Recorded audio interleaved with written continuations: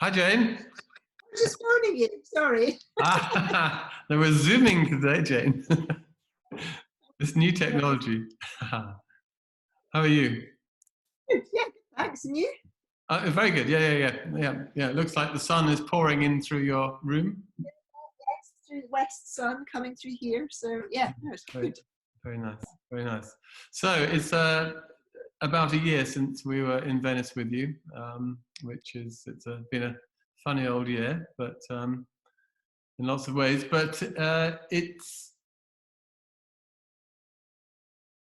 it's interesting to think about how all these projects have any bearing on the current situation. And I know that the piece that you prepared for us in Venice as part of Alive in the Universe was a reworking of a previous work. But I mean, do you think it has any resonances with the current COVID? I don't know. I mean, it's interesting. I was thinking that the original sort of iteration of it was called Lost. Yeah. So it, whether that's so the kind of idea of something being lost. Yeah. And maybe you'll find that lost thing. It's the fact that it's lost. There's a kind of aspect of it being found. But when you then change that into loss, it becomes something which is almost sort of finite, or it's something that's happened and that you won't get that back again.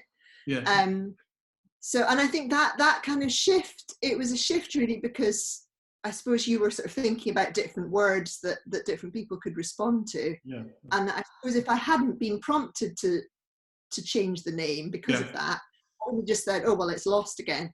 But thinking about that word loss, it becomes it really kind of, it resonates with all of us, I think, in some way. No, but it's in a way, it's a sort of slightly daft question that, how does it relate to now? But we've asked this kind of question of all of the artists so far, and in a sort of post rationalizing sort of way, it's extraordinary how people, how you can make sense of works in a way that don't stretch them too far in order to. Yeah. I mean, I think it was quite poignant actually, that piece for me, because I lost my mother sort of shortly after that, and that was that's anything to do with the piece. That wasn't what I was thinking about when I made the piece.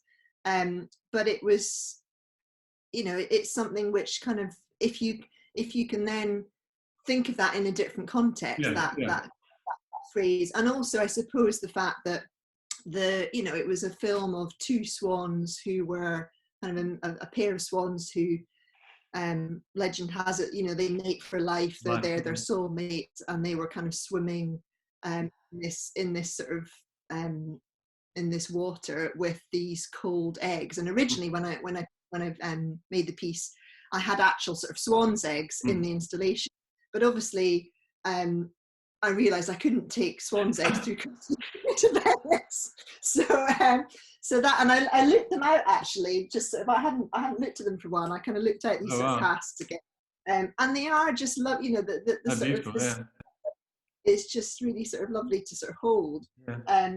So I took these. So these were casts that were taken through customs, which still prompted much kind of furore. But anyway, they kind of realised they were. But yeah, I mean, I suppose it, in the current time, it's making us reevaluate everything. It's making us think about what's important, and maybe things that weren't important or we didn't really have time to think about. We're kind of having to think about these things. So whether that's about what food we're making, or who we're seeing, or what's sort of important, then I think it's definitely kind of reframes things.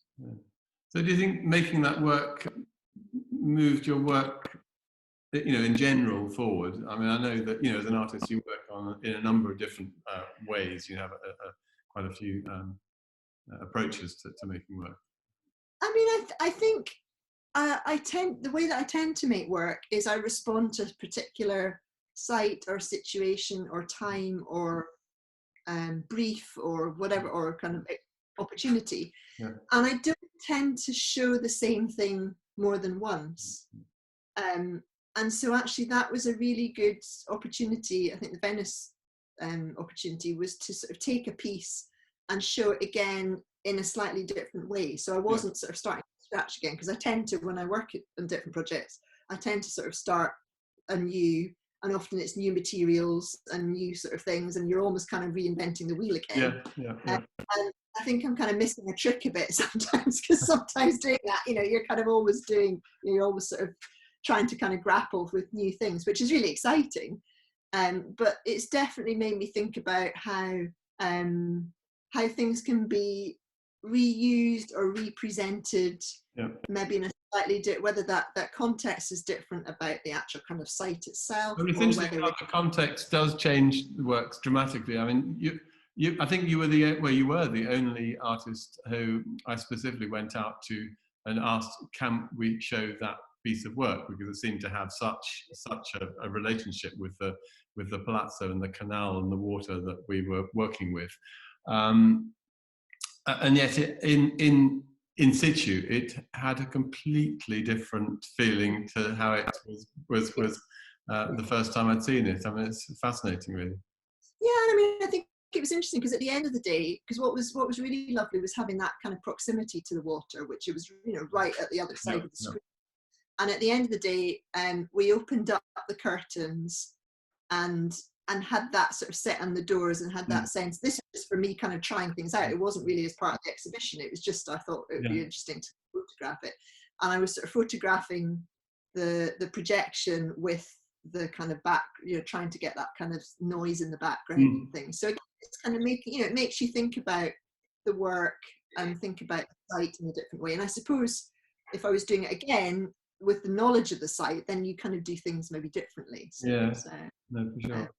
Venice, it was so, the water there and the light is so incredible. It kind of really, it was, and I think, that particular piece, I've not done any other filming or tech or images with specifically with water, so it seemed like it was a kind of appropriate place to show that one.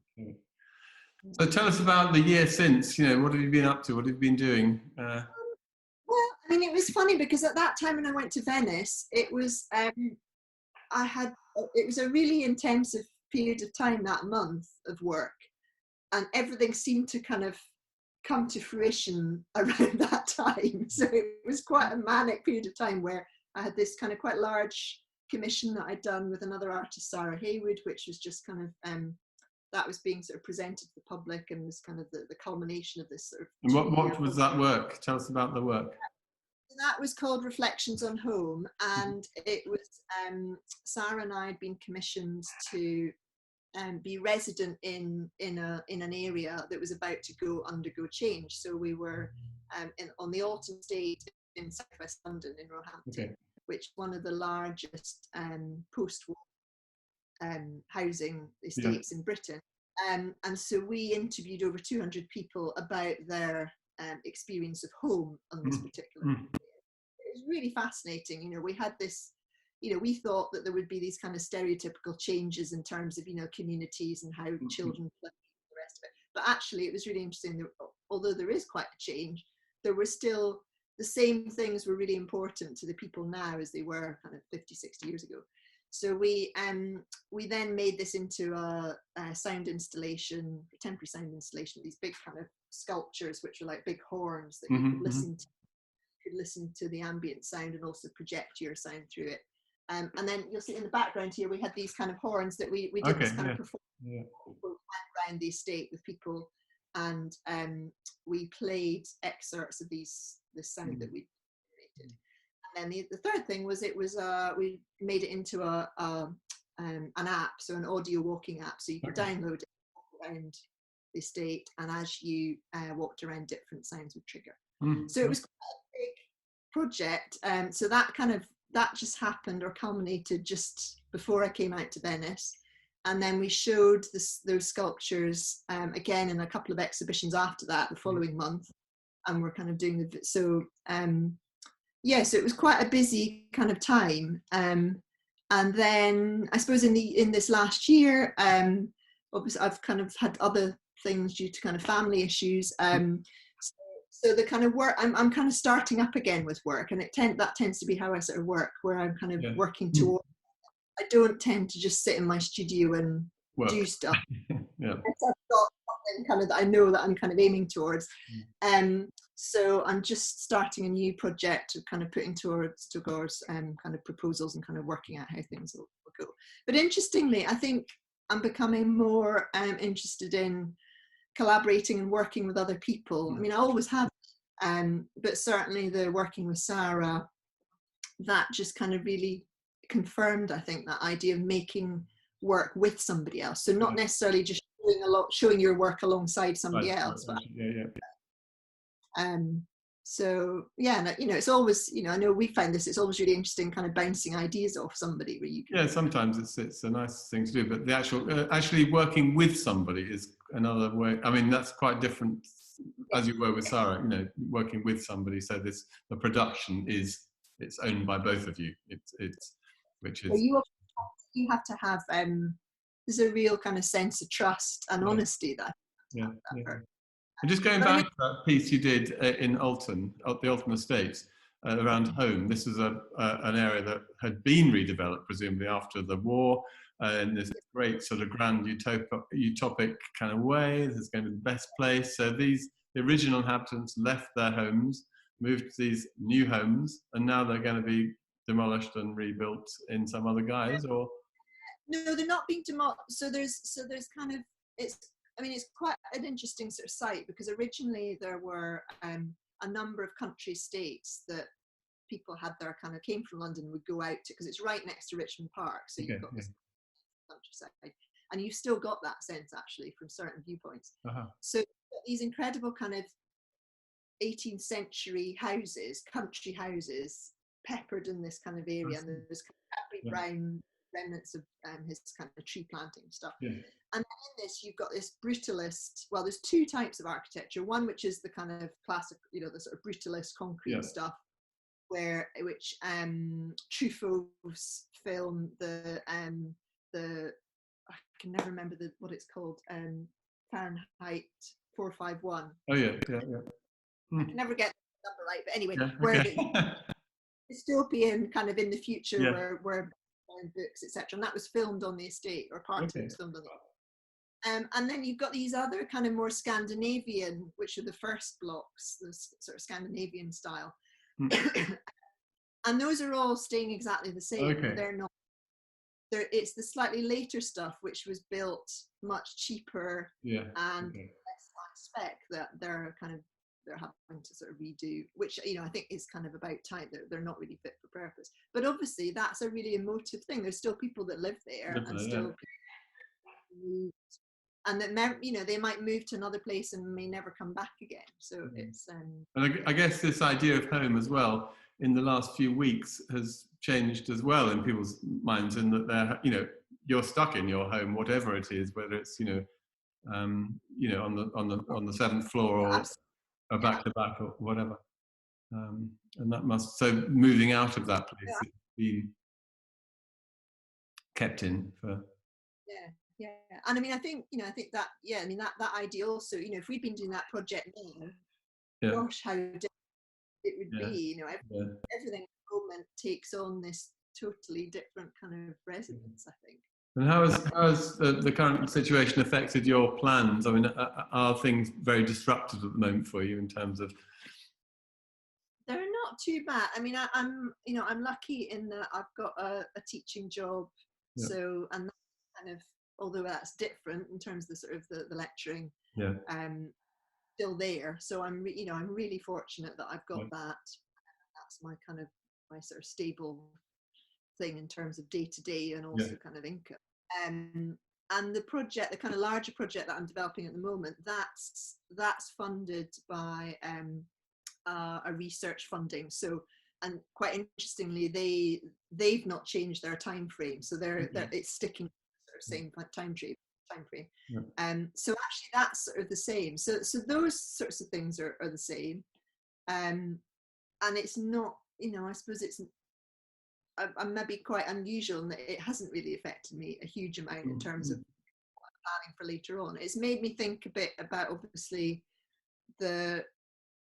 and when we started sort of putting together this proposal for this sort of larger project, which is kind of hopefully going to come to fruition in about a year's time, part of the people that I'm working with started to sort of think about this idea of, well, what's the landscape that we're going to be in 12 months time? You know, we just don't know. And I think rather than necessarily trying to second guess that, we just thought, well, let's just kind of go on as we're going on, and then we'll respond to whatever it is. Because I think that, you know, we are in a kind of new territory for everybody, really, where we don't quite know. But, you know, people are very adaptive, aren't they? I mean, we seem to have adapted incredibly quickly to where we are now, and give it another 9 months or a year, we'll have adapted, you know, probably 2 or 3 times again.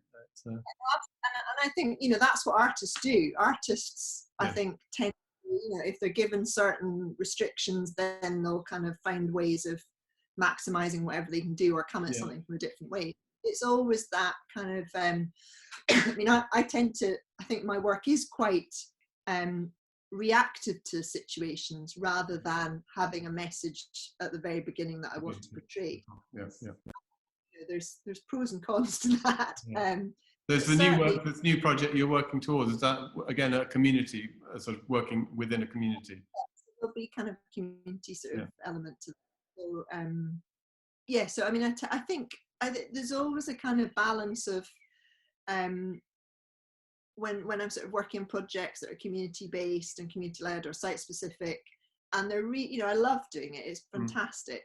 It's also, there's a lot of time when things don't go the way that you hope they would go, and often that is all for the better of that, because it makes you kind of adapt and do these sort of different things. And then other times you just think, oh God, I just, you know, you want to just do a project where you can just do it, and you think, I've got this idea, I'm going to do it, and it's going to be like that. And in a way, I suppose it's balancing those things. So something like the Alive in the Universe was like that, where I could kind of come and I had my work that I wanted to do. Yes, there were a few restrictions technically, but apart from that, you kind of, it was pretty much what it was. And, you know, I think that's great to find people like yourself and Caroline who support that, because that's, I think, really important to kind of keep that element.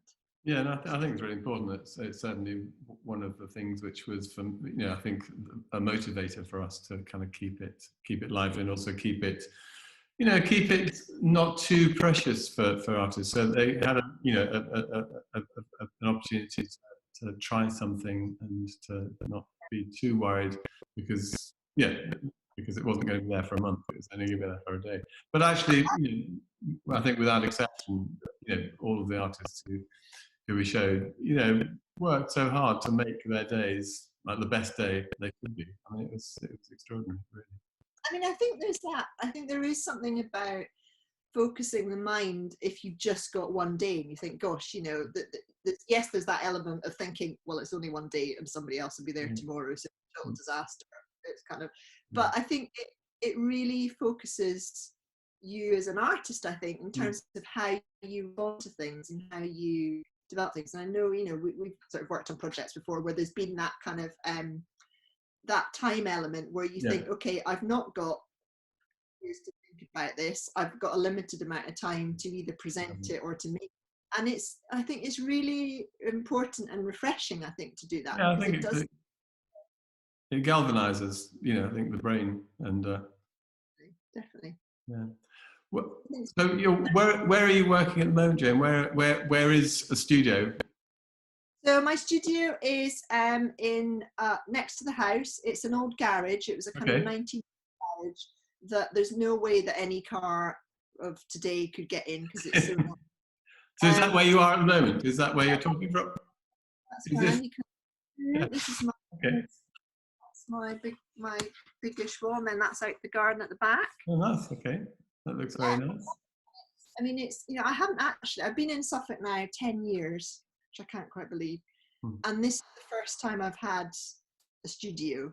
So when I moved to Suffolk, I kind of had a bit of a desk in a spare room, and then other children come along, then that gets kind of used up, outlined, and so you end up working on the kitchen table. So I've had this studio for a couple of years now, and it's lovely. It's really great where I can kind of come in. I don't have to go anywhere great distance, but it's psychologically, it's not in the house. You can get out. Although it does tend to be a bit of a dumping ground for other people sometimes. I'm trying to kind of. And do you make things physically in there, or do you? I mean, you know, the process of like your trumpet things. Were they did you make those? Or? I made those, so I do make things. But again, as I said before, I think I tend to make things with something with an end product in mind. Yeah, so that, yeah. I mean, when Sarah and I were developing those ear trumpet things, she came up and we had a day of just kind of playing around with stuff. And we didn't really know what was going to end up at the end of it, but we knew that there were kind of elements of listening and things. So, but it's more of a kind of, I suppose, thinking space, and so, it looks a bit more like this rather than necessarily your kind of archetypal artist studio. Yeah. I'm not sure what that is really. It's a figment of our imagination, I think, or everybody else's imaginations who are not artists, probably. I think, that thing of having space, I think. Yeah, I think a studio is wherever you are, really. I mean, it's a place, isn't it? Yeah, I think I remember sort of looking at, I think it was when Gabriele Orozco had his show at the Tate a few years ago, and he talked about the fact that, you know, that your studio can just be a pad of paper or something. Yeah, exactly, or a shelf or a kitchen table or something. I think that's true. So in this weird world that we are inhabiting at the moment, are there any positives that you can think of that for you have been good things? You know, lots of bad stuff going on, but for you? Yeah, I mean, I think it is amazing to see how much energy people have to do stuff and to do. It's like there's a billion different things on social media, or that people in their homes, that they're just kind of, there's all this kind of creativity there, people wanting to do things and wanting to do things sort of with other people or share it. And that's always really encouraging, I think, to sort of see that. I think in terms of sort of, it definitely, you know, I think we've all had to sort of change our pace of things. Although kind of on the flip side of that, I find actually my pace has become slightly more manic and hectic, because really, is it possible? I mean, you know, I'm quite good at juggling things, I think, but at the moment it's because I'm kind of juggling teaching, homeschooling, and stuff. It, you know, it takes on a whole new. Yes, you've got another set of things now to do, I guess. Before looked like a kind of walk in the park, you know. It is quite, you know, it would be quite nice just to have a couple of days where you just can wonder what to do. It's not like that at all. It's really quite hectic. How are you finding homeschooling? Is that something you're enjoying? Not really.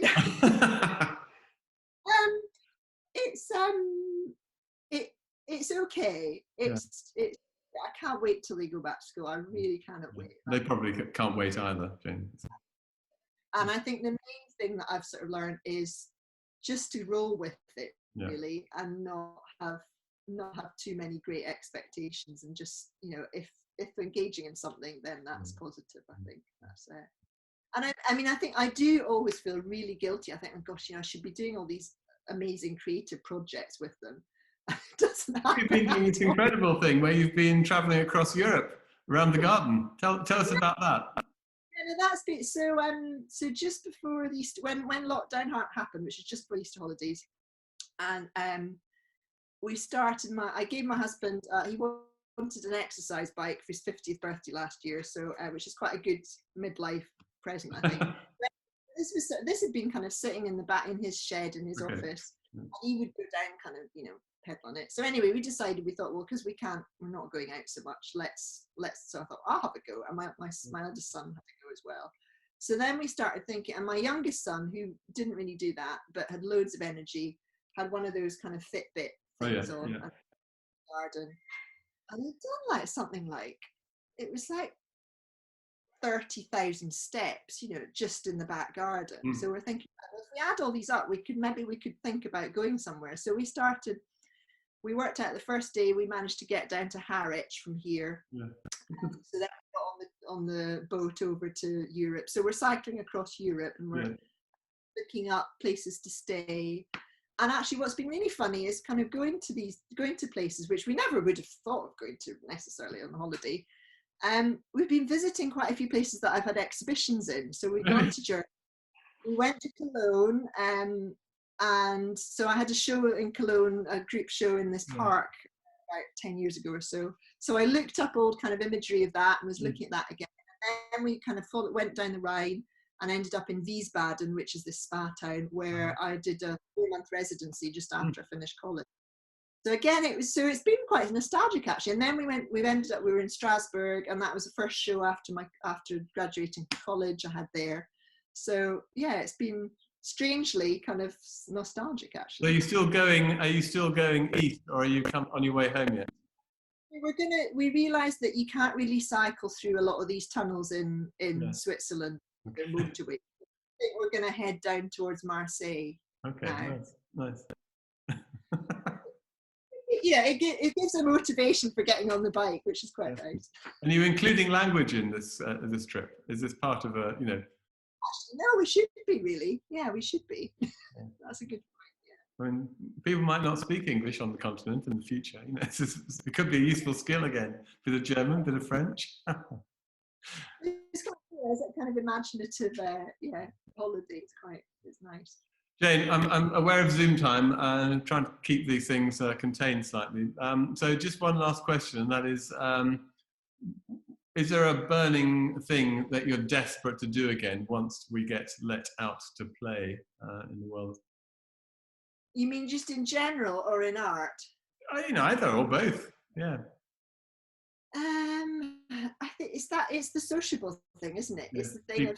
I think it's a thing of not just because I think we're in quite an interesting time at the moment where we're beginning to maybe see people, but you need to have this distance, and it's that thing of just going up and kind of giving somebody a hug, But it's that may not happen for a while. Yeah, physicality seems to be a kind of a bit of a theme, whether it's human physicality or even physicality with a painting or a book or something. Yeah. It's been, in sort of with the teaching with the students, we've been doing lots of kind of crits and tutorials and things virtually, and it's amazing what you can do virtually, but it's still this mediated thing. Yeah. You want to kind of touch it and And have you been able to do group crits on? Yeah, we did. I did the first one last week actually, and yeah, it was good. It was, but it was, it did sort of. I think the thing that the students got out of it the most actually was having that sort of that group discussion, which they're really, missing. The conversation. That's why you're a student, for one reason, a big reason. Yeah. We do this anyway. If you're in a gallery or if you do, and you have that kind of interaction, rather than you have conversation maybe if somebody that you're living with, but it's not Yeah, no, exactly. Okay, Jane, I think on that I'm going to say goodbye, and we wish you well for the future year and the projects which have yet to come, and we don't quite know what they'll be. So I will say goodbye. I look forward to seeing you. Sorry, say it again. I lost you. I'll look forward to seeing you face to face. Yeah, definitely. Okay. Okay. All right. Take care. Bye.